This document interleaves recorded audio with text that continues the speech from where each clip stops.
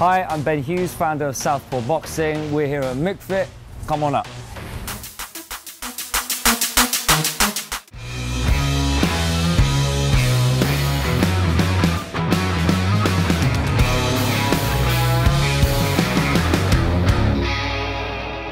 Okay, so today we're going to learn about the jab. Now, I heard a great quote from a guy called Chris Eubanks Sr., a well-known British boxer, who said, "The right hand, the backhand will take you around the block, but the scalpel, the jab, the lead hand will take you around the world." And what he means is, power will only take you so far, technique will take you further.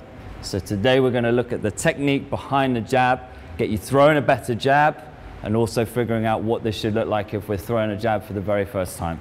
Assuming we know how to find our stance and we're on balance, which we should be, because if the foundations are not correct, the feet aren't in the right place, hips, everything that happens up here will be wrong. So, assuming that we're in the right place with the feet, hips, arms, hands, up here. Notice you're looking at a smaller target. I'm side on. And that is really the point of the jab, is to create a lead hand that you can measure with. Can I reach you with my power shots? And also to use it to get yourself out of trouble as well. So what we're trying to do in our stance is keep the elbows down, drive out with the knuckles, looking at where we're going. Notice I'm finishing here, I've turned the knuckles. It has brought my shoulder up, which protects my face. My right hand is also back, protecting my face. So it's a double-edged sword. I'm attacking, but I'm also defending myself at the same time. My legs have a little bend in them still, and I'm punching up. So I'm not punching down with the legs straight, because what happens, my face becomes exposed. So you're sitting down on the punch. And this is where we want to finish up. In my position, that's where we want to be, right there. I've used the full length of the arm, I've protected myself in the process, and I've got old righty here ready to go when I need it. What this will look like, arms are loose. Remember, the power is coming from the legs. So when you get comfortable with the movement of the punch, you can start to step in behind the jab.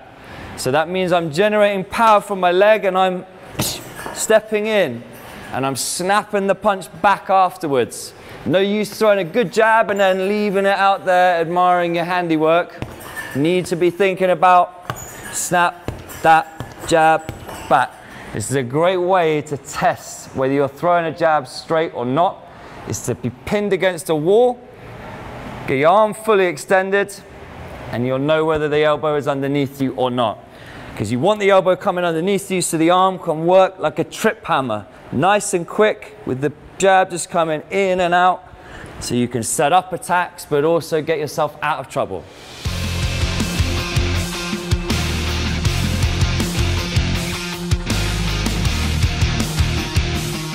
So, we've covered the basics of a jab today. We'll go into it in a little bit more detail in a later episode, but now you know what you're doing. I want to see you out there practicing it.